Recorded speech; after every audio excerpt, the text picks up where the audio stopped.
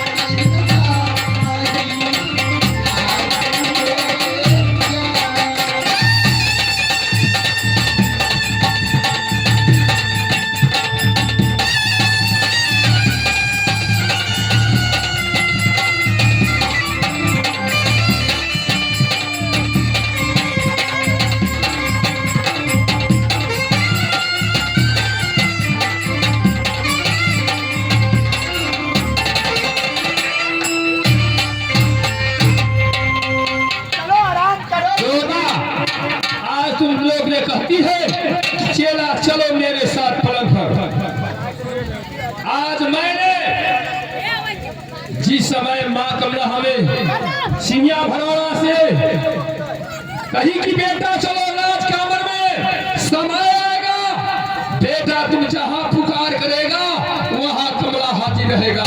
हे माँ कमला, आज मैं तुम्हें भरोसा पर मैंने सिंगिया भरौड़ा तेज दिया, ये राज कामर में 12 बरस बिता दिया। हे माँ कमला, आज इस जोगिन को साथ में जा रहा हूं अपना धर्म नाश करने के लिए। अगर मेरा धर्म बच गया, हे यही से पूजे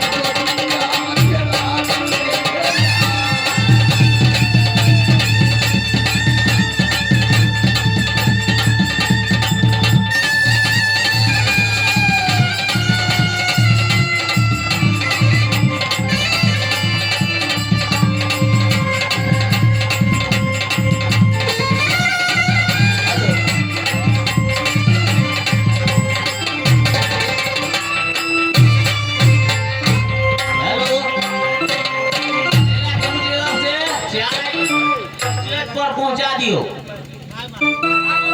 निवासी ग्रेड, एक निवासी ग्रेड। एक टॉर्च मार्क नहीं लाया है।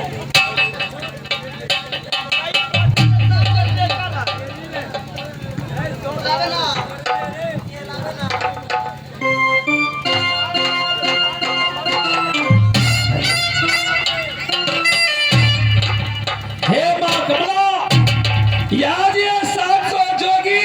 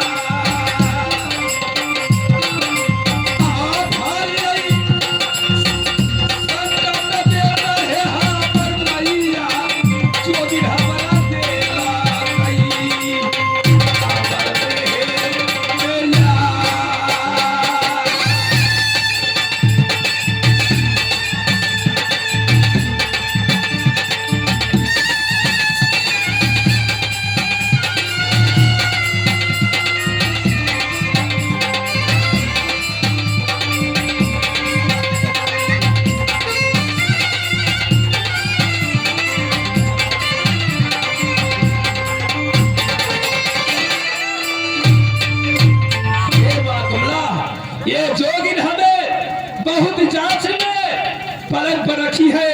हे माँ कमला, अगर याद हमारी इज्जत बच जाती तो हर पुजेरी गर्मी दयाल सिंह आई से बनतो। हे जालादी से आई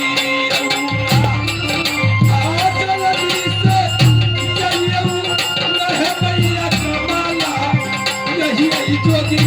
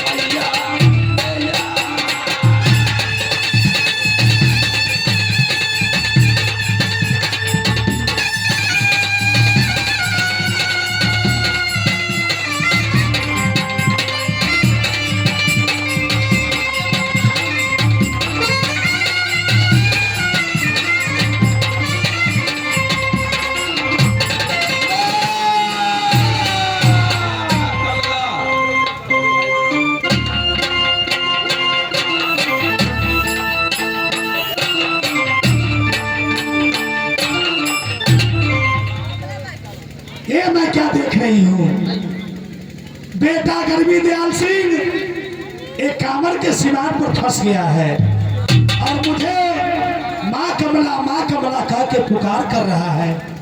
मैं जाकर बेटा गर्मी दयाल सिंह को शपथ देती हूँ और वहां से उसको निकाल कर उसके राज में भिजवाती हूँ। ओ हमारे के नामो हमारे के नामो हो चंदा भैया सब मैया कमला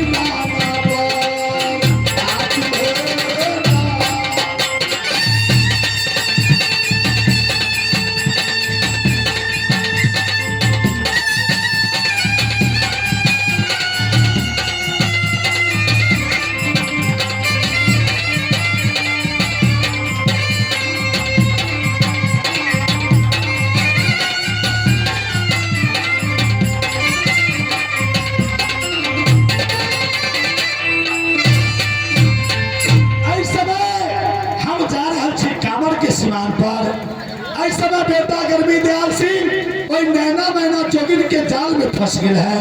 हमरा माँ कमला कह के पुकार कर रहा है। इस समय कांवर के सीमान पर जाके बेटा गर्मी दयाल सिंह के हम शपथ दे रहा छी। हो रहिया जा बैठाए लो ना, रहिया जा बैठाए लो, ना दीदी दया जा, कांवर के सीमान पर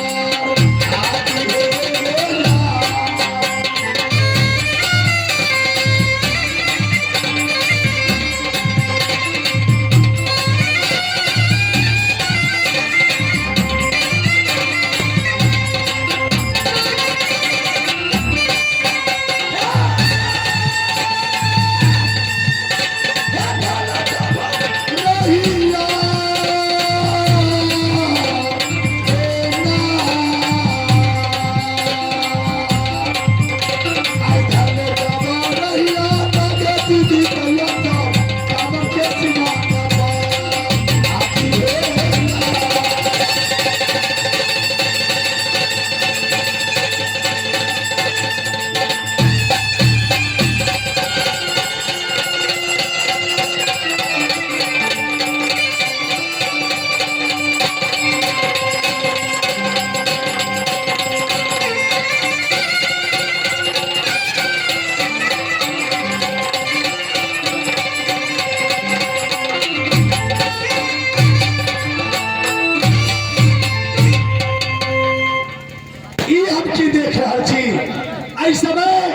हम कांवर के सीमार पर पहुंच गई।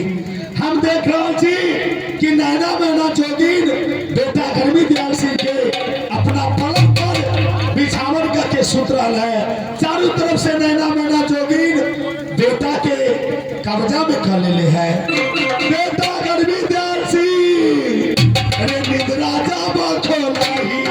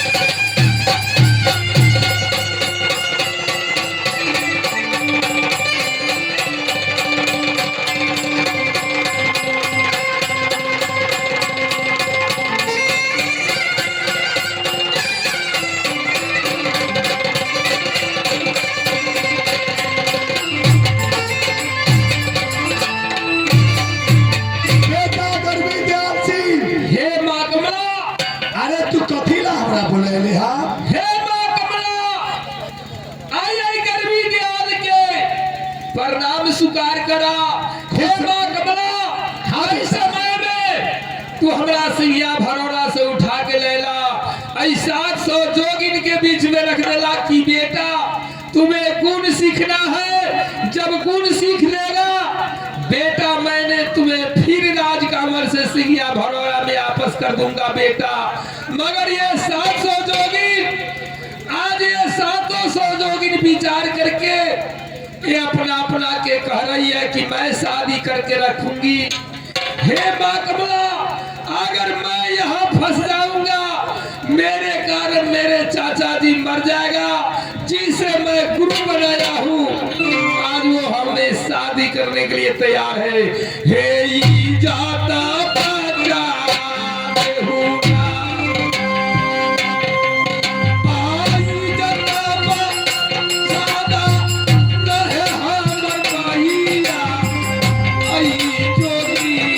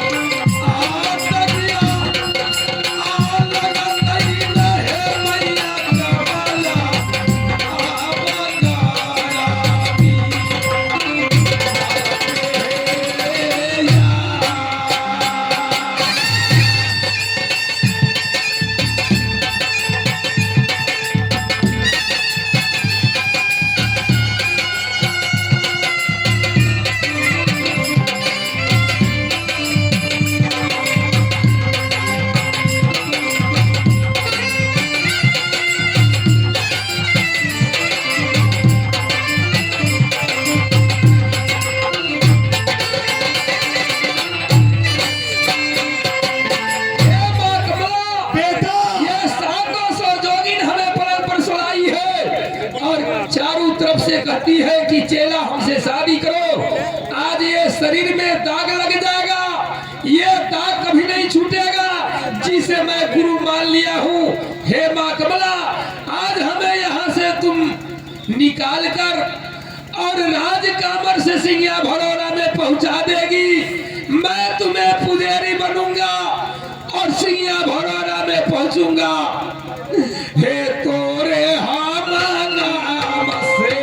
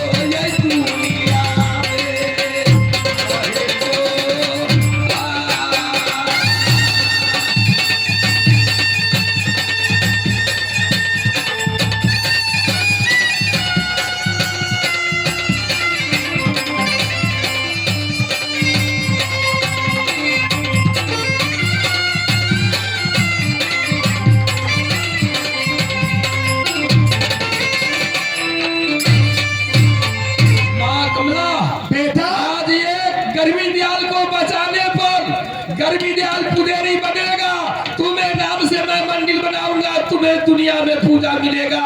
माँ इस जोगिन को फंदा से हमें निकाल कर ले चलूंगा। बेटा इसके लिए तू जरा भी चिंता नहीं करो, क्योंकि तुम्हारे सामने माँ कमला हाजिर हो गई है। अच्छा बेटा लेकिन यहाँ से निकलने में बहुत कठिनाई है बेटा। हे माँ कमला, जैसे जैसे मैं बताती हूँ वैसे वैसे करना। ये जोगिन हमें तकिया की बदौलत दहिना हाथ को रखी है, मेरा पिछला उंगली 32 मुख दांत को बीच में रखी है, रेशम को डोरी से अपना कमर में बांध कर रखी है। सुनो बेटा, जो जोगिन तुम्हारे सिरहाने को अपने हाथ में दबा के रखी है, सुनो बेटा उस जगह तुम तकिया लगा दो। अच्छा और तुम्हारी उंगली जो अपने मुख में रखी है, अच्छा वो उंगली के जगह पर सुपारी रख दो। अच्छा और रेशम के डोरी से जो कमर बांधी है, अच्छा तुम्हारे झोली में कतार है, वो कतार से वो डोरी को काट दो और तुम गेट के अंदर जो बंद हो, गेट को छोड़कर खिड़की तोड़कर तुम बाहर निकल जाओ। रे जल्दी से भागई ना, जल्दी से भागई, रे हमर बेटा हमके सिखाना से आज ले ना।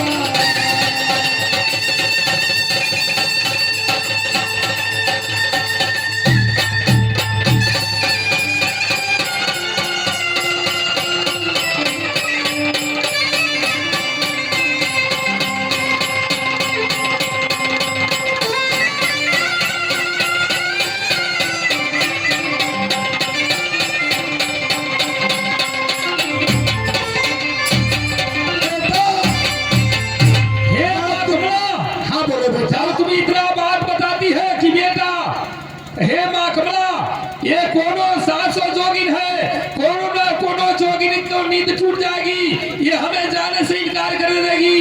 हे माँ कमला, इसे 7 बार नींद दे दो। 700 बेटा मैं तुम्हें पहले कहती हूँ कि मेरे सामने किसी की चालाकी नहीं चलेगी। ठीक है बेटा, मैं सब जोगिन को 7 बार नींद दे देती हूँ। ठीक तुम है। जल्दी से यहाँ से निकल कर और यहाँ से जल्दी भाग जाओगे। ठीक है माँ कमला, तुम यहाँ